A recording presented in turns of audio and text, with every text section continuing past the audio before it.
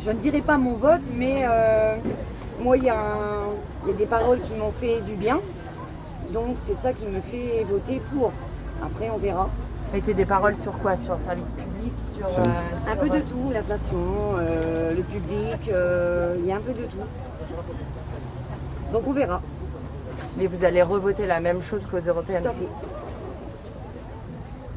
Et le programme de l'Union de la gauche qui parle d'indexation des salaires sur l'inflation, enfin les préoccupations majeures et celles qui vous mettent aussi en grève aujourd'hui, ça vous convainc ou pas ça? Franchement? Il y a du discours des deux côtés, donc... Moi, je crois comprendre que madame n'est pas convaincue si on parle en tout cas. Mais voilà, il faut le dire. Moi, ça me dérange pas. Ça me dérange. Enfin, c'est pas grave, vous savez, c'est un travail dans le temps, c'est pas terminé aujourd'hui, et ainsi de suite. Bon, moi, je le dis avec franchise, je suis de gauche, d'accord? Il n'y a rien dans l'histoire du salariat qui est venu de l'extrême droite ou de la droite. Les congés payés, c'est venu de la gauche. La sécurité sociale, c'est venu de la gauche. Le salaire minimum, c'est venu de la gauche.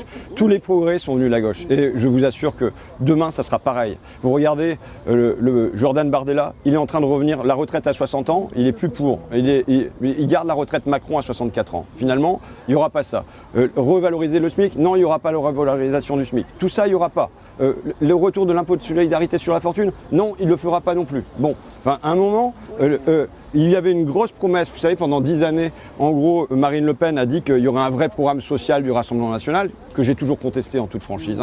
Mais là, ça se dégonfle comme une baudruche à vitesse accélérée. C'est-à-dire que plus ils approchent de la porte du pouvoir, plus ils nous disent que sur le plan économique et social, ils ne feront rien. Ce qu'ils vont faire, je vais vous dire, voilà, je suis en meeting maintenant là, mais ce qu'ils vont faire, ils vont continuer la politique de Macron, d'Attal, ils vont continuer en fait la politique qui se fait depuis 40 ans, simplement avec le racisme en plus.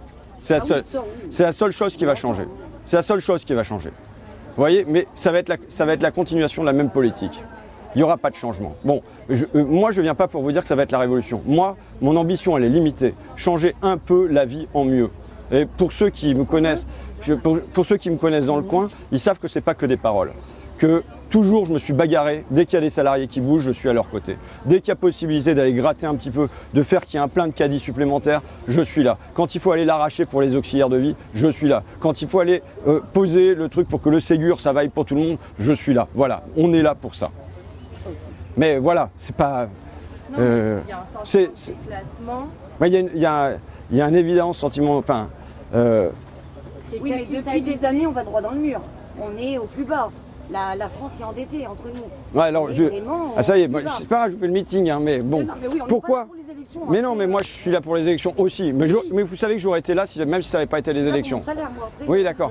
Mais oui, mais votre salaire, vous savez, tout est politique. Oui. Tout est politique. Donc votre salaire, est-ce qu'il bouge en même temps que l'inflation ou pas? C'est la politique. Ou bien est-ce qu'il est ravalé et que vous ne pouvez plus partir en vacances parce qu'au fil des années et que ça part à des actionnaires, c'est politique. Vous voyez, vous échappez pas à cette politique. Arrive le suivi des salaires.